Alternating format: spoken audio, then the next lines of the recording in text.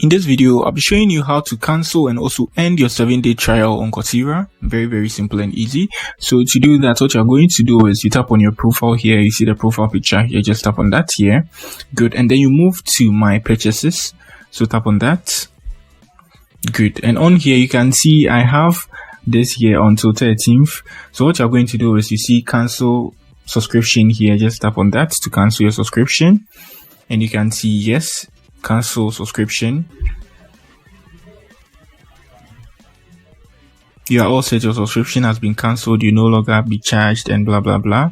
So would you like to? Then you just no thanks and that's it. So you should get an email on the cancellation of your 7-day trial. Simple and easy. So I have a video on how to sign up on the 7-day trial and also how to delete your card from Coursera. So you can check those videos out in the video description. So that's it for the video. Once again, peace.